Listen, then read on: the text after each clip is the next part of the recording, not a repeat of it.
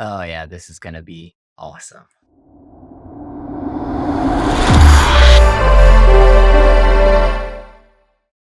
In this video, I'm going to share with you how I built the single most mechanical, functional, and heavy 3D print I've ever done, as well as many of the mistakes I made, the lessons I learned, and how they can help you improve your future 3D prints going forward.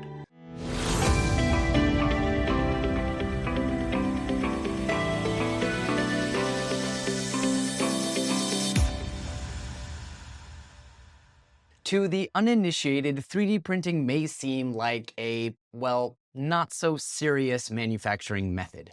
In the best case scenario, people think it can be used for prototyping before real manufacturing can take place. But more realistically, most people take a look at the types of things on printables, Thingiverse, and so on, and come to the conclusion that 3D printing is mostly just for printing silly little fidget toys, decorative plastic junk, and parts for your 3D printers.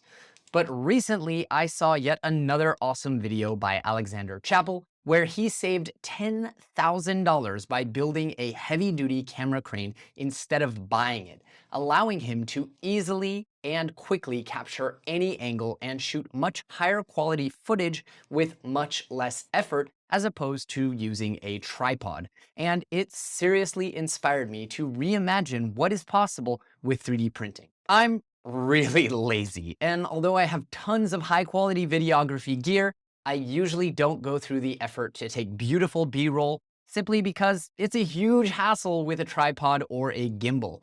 Now, unfortunately, unlike Alexander, I don't have a huge workshop where I can roll around a 7-foot tall dolly, and I also am not a trained industrial engineer, so designing my own, at least until I get better at Onshape, was out of the question. Fortunately, I went about searching the interwebs for something that could serve a similar function, and I discovered that popular designer and YouTuber Mechanistic had already designed a compact, multifunctional camera jib for exactly this purpose. The jib was broken down into small enough pieces that anyone can print it, even on an Ender 3, and best of all, there was actually a 40% sale going on My Mini Factory, so the plans only cost like $20 or $25. I scooped them up while the sale was going on, dove into the bill of materials, and because I'm both cheap and based in Israel where everything is insanely expensive, I went about ordering all of the mechanical parts on AliExpress, as well as some additional filament from my favorite brand, Overture, on Amazon. I also picked up some Prusa orange from a company called Atraxia, but as you'll soon see, the color didn't actually match the more recent color of Prusament, which was kind of a bummer. I used mostly PLA, though some parts I printed in PETG, either because the bill of materials specified it, or because I wanted to make progress in printing while I waited for stuff to arrive in the mail. All in all, including filament and hardware, I think I spent roughly $200 on this project, which is a bargain considering similar products with less functionality cost 10 times as much online. AliExpress took longer than usual, and so I had a lot of time to print the parts, and print the parts I did. For about 2 weeks, I had both my Creality CR10 V3 and my Prusa MK3S Plus working full tilt, printing either parts for the jib itself or Gridfinity bins to organize all the nuts and bolts when they arrived. Mechanistic did a really good job of specifying all the settings for printing, like infill, perimeters, suggested color, and layer heights, though I did have to ask him to post one unified sheet that outlined all the information on one page rather than 2 different reference sheets to cross-check. Originally, I'd planned to use this small weight box and fill it with sand, and I really wish that I'd read the instructions more carefully because, as you'll see, getting enough weight for this thing was going to be a major problem down the road. Mechanistic also did something really smart in that he provided quick printing fit templates for all the parts that required exact fits. And this meant that I could save a ton of filament, but it also meant that I couldn't finish printing all the parts until some crucial components like bearings arrived. Finally, nearly all the parts arrived at the same time, and I tore into them like a spoiled kid on Christmas. I was really glad that I happened to record the unboxing of all the materials though, because some ballsy and unscrupulous AliExpress seller decided to send me 3 pieces of cardboard instead of the most expensive and important part in the bill of materials, the 700mm, 8mm thick steel rod. Fortunately, I was actually able to not only get a full refund from AliExpress because I had video, but also source a 1-meter rod locally, and even with the express shipping, it actually ended up being even cheaper. Now there might be a lesson here. If a package from AliExpress feels fishy, too light, or not big enough, film yourself opening it. With all the parts now at my disposal, I went about printing the test prints, and then, once everything was all good, printing the final bits. Now, time to assemble. I don't know about all of you, but my wife gets really upset when I take over the living room with my messy projects, so I decided to set up my workstation outside and enjoy the summer breeze a bit. On that same day, I called over my friend and trusted AC technician Yoni because our AC was actually acting up, and he was so enthralled by this project that he actually decided to ditch the rest of his day's work, hang out for the day, and help me with assembly. And this was really cool because ever since I actually met him and we bonded over our passion for making, we've been saying that we should hang out and build something together, and this gave us the opportunity to actually do it.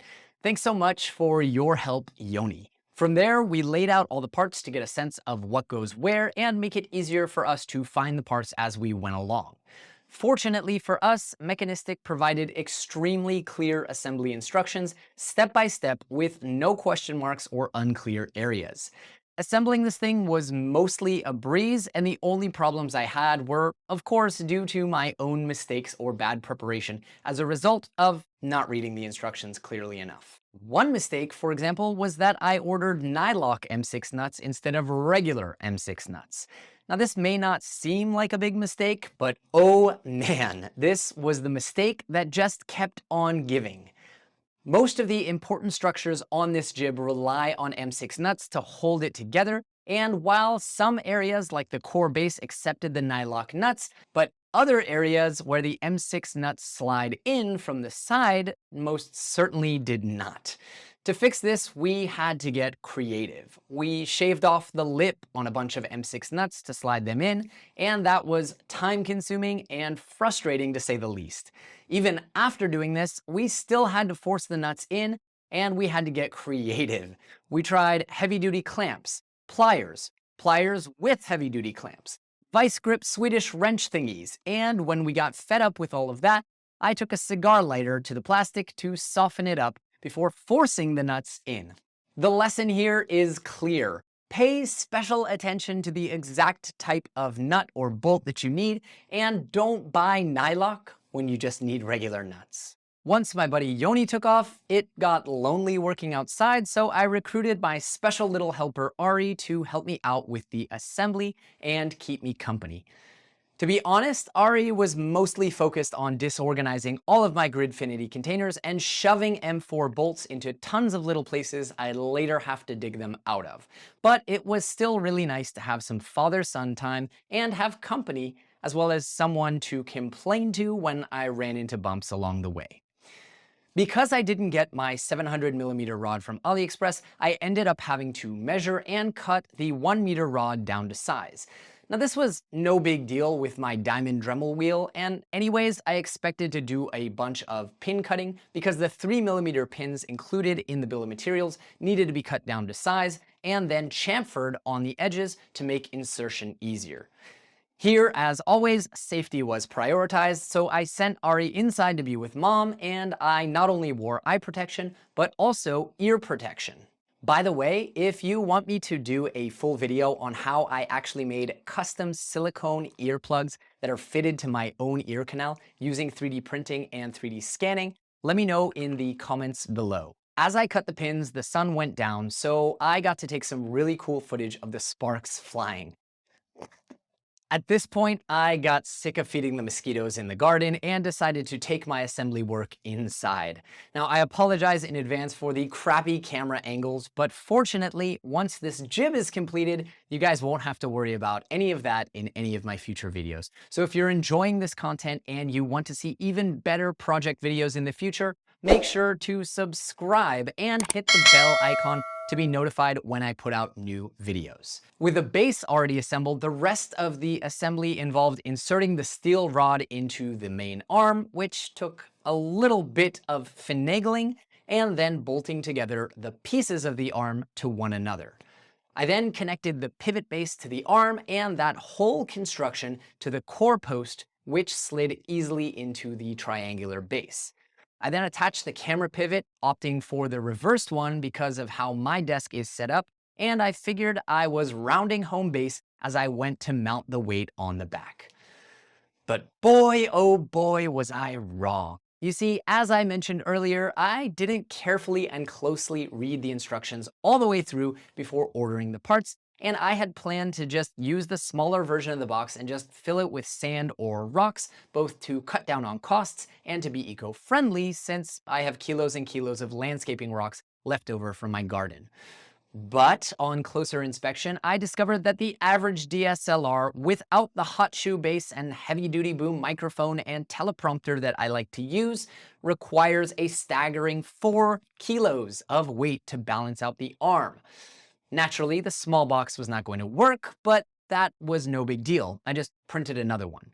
The big deal came in the fact that even 3 kilos of rocks wouldn't fit into the larger box, and I needed even more weight. As I said, I wanted to use reclaimed materials, and so I took some spare tiles in the trash room of our building and smashed them to smithereens. I then carefully stacked the tiles into the larger box, using space as judiciously as possible to fit as much as possible, but I was only able to hit 3 kilos. I then added sand to fill in the nooks and crannies around the tiles and decided to give it a whirl. I mean, who knows? Maybe my Panasonic GH5 was lighter than other cameras.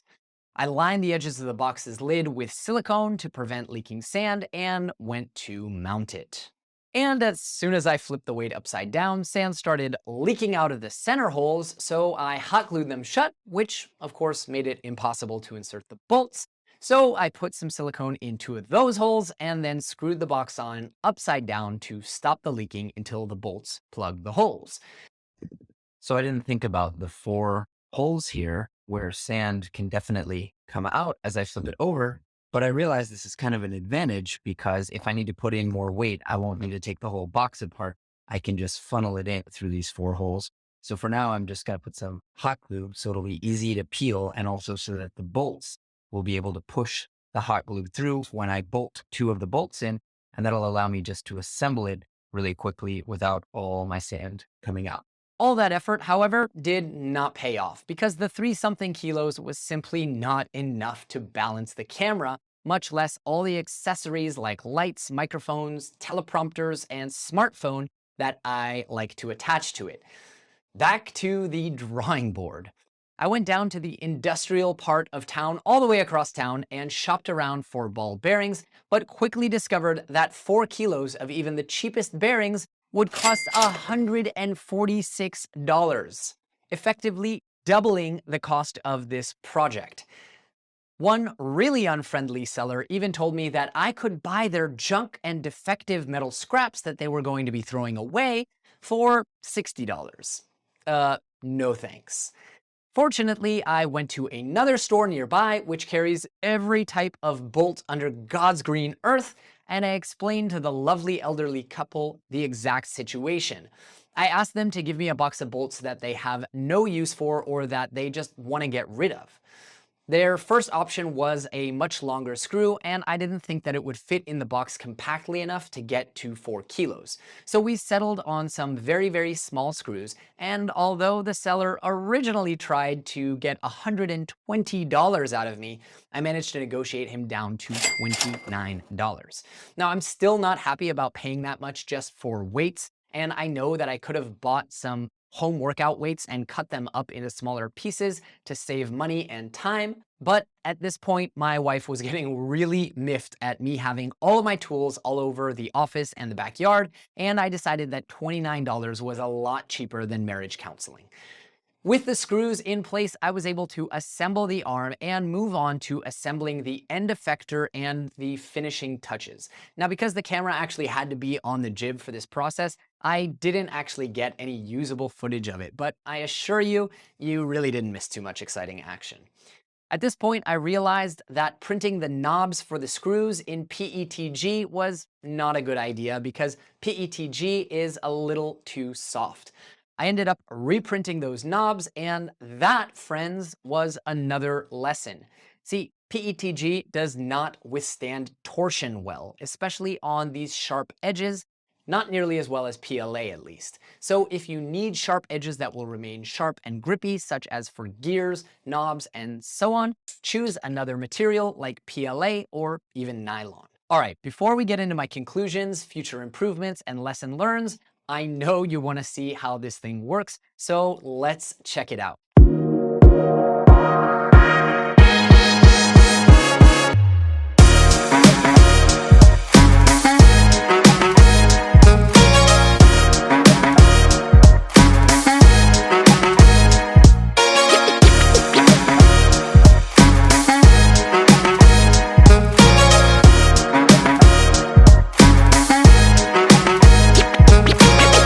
All right, let's talk improvements. First and foremost, I mounted the same type of quick release camera mount on the jib that I use for absolutely everything. And while this does add a little bit of weight, it makes it easy for me to switch from this jib to a gimbal or a handheld tripod and back. Because, like I said, I am lazy. After the final assembly, I realized that I could probably benefit from having a little more weight if I want to be able to add on those lights, microphones, teleprompters, and so on. So I might just reopen the weight box and add in some sand, or try to find some very small M2 nuts that will fit in the extra space between the screws. For now, I'm just hanging my headphones on the end, and that seems to work. Additionally, I failed to consider just how insanely heavy this jib is with the camera, weights, and so on. I think it probably weighs more than 10 kilos altogether, though I haven't weighed it. For this reason, I might decide to put on some locking casters in the future, or maybe even build a waist-high dolly that I can attach to it to roll it around the house when I want to film in other locations. Because if the bottom base falls off on my toe while I'm carrying it, that is really going to hurt. If I do end up printing a dolly, then I'll really have all the benefit of Alexander Chappell's massive camera arm without taking up all the space, and I'll still have the option of disassembling it for use as a micro desktop jib, which is originally what it's intended for. Also, and this is a piddly little thing, but it's still annoying, when I'm using the jib with the reversed camera mount, I can't actually use the swing out display, which is one of my favorite features of the GH5, which means I either need to connect it to my computer so that I can see things like exposure and focus and recording time, or I'm going to need to shave off the corner of this mount so I can at least somewhat fold out the screen. It's annoying, but I'm sure I'll figure something out.